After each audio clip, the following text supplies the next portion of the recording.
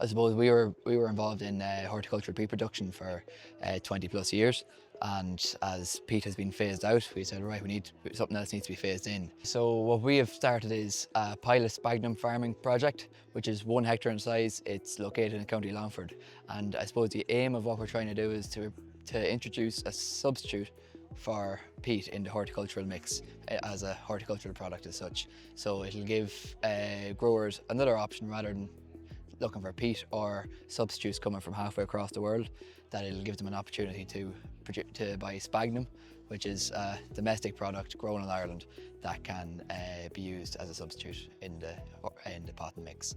And not only that, but I suppose it also is helps restoration of bogs, so it helps restore the bogs, rehabilitate them, sequester carbon, improve biodiversity and all the rest. We've set up the first 2 polluticulture farms in Ireland with a range of different crops.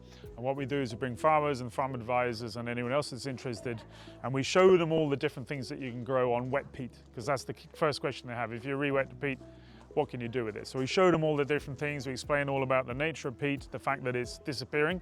If it's drained, it's kind of on a slow burn, it's disappearing into that's why your fields are shrinking.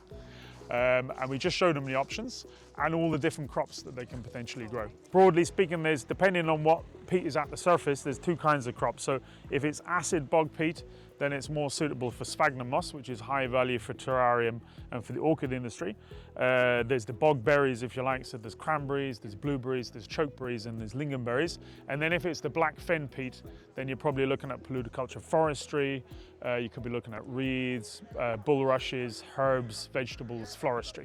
So Farming Rathcroghan is a project developed to protect the archaeological landscape around the royal site of Connacht, west of Tulsk in County Roscommon. We identify any erosion or damage to earthen monuments, and the farmers are on board then to help regenerate the damaged sections. It's a locally led project, so the farmers themselves, who have been the custodians for generations, came up with the idea of the project. So it's the farmers who are the most important thing for protecting the archaeological landscape within Rathcroghan. So it's called Biomethane for Carbon in Community. It's promoting biomethane and I guess generally information on what biomethane is to local communities in Tip, in around Thurles and across the country, really promoting information how it'll work and what the impacts will be, how farmers can get involved and hopefully benefit as the industry scales up over the next few years. Most biomethane plants will be completely reliant on agricultural feedstocks, so getting farmer interest and uptake is huge. So hopefully it'll be an income stream for farmers and they'll get a good deal out of it, and that's something we're looking into.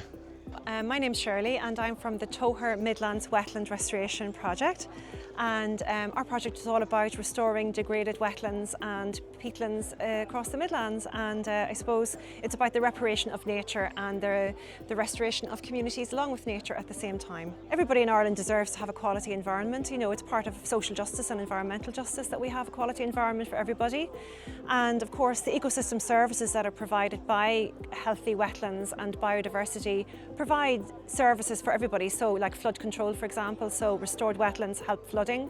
They also help clean water, provide us with healthy air and places for plants and animals to live, and of course as well as that they are very important places to hold for pollination and insects that like to pollinate, and a quality environment is valuable for everybody.